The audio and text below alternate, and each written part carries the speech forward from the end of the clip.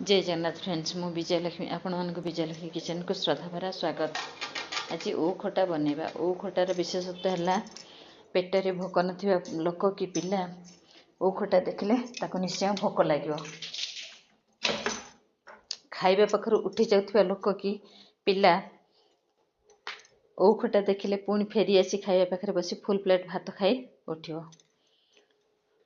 चलते एबे ओ खटा बनैबा। ओ खटा पे मु दुईटी ओ नेछि ताको टिक टिक कर पीस काटी परिष्कार कर धोई 10 मिनिट आमे ताको सिझाई देबा। फुटला परे ताधरो कसा पानी बाहरी जिवो छणा रे छाणी दबा। एबे मीडियम फ्लेम रे कढ़ाई बसाई 2 स्पून तेल दबा।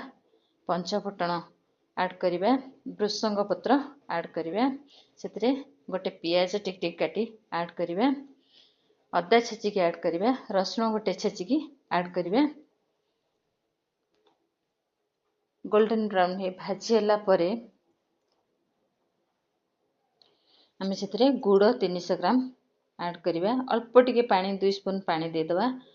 मुंडा गुड़ पोड़ी जीवो, मेल्ट हवा पय टाइम लागियो। गुड़ पाग हेला परे आमे एथरे ओ ऐड करिबा, छानी की रखिथिबा ओ 10 मिनिट कसी नबा। कसी सेतरे लूण स्वाद अनुसार लूण, हल्दी पाउडर ऐड करिया, तेजपत्र ऐड करिया,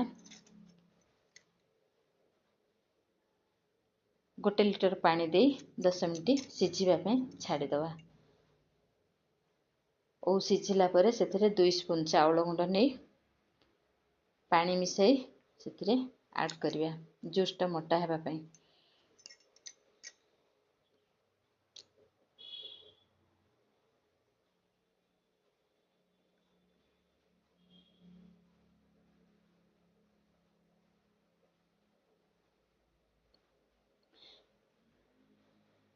5 मिनिट परे गैस ऑफ करी गरम मसला पाउडर हाफ स्पून ऐड करिबा। भाजी रखिथिबा सुखिला लंका 2टा, जीरा 1 स्पून, मेथी हाफ स्पून, पान महुरी हाफ स्पून गुंड करी एतरे ऐड करिबा। एबे प्रस्तुत हो गला हमरो ओ खटा। घरे बनांतु, निजे खांतु, समस्त खांतु। भल लागिले लाइक फॉलो सब्सक्राइब करिया को भूलंतु नहीं। आज पे रहउची। जय जगन्नाथ फ्रेंड्स।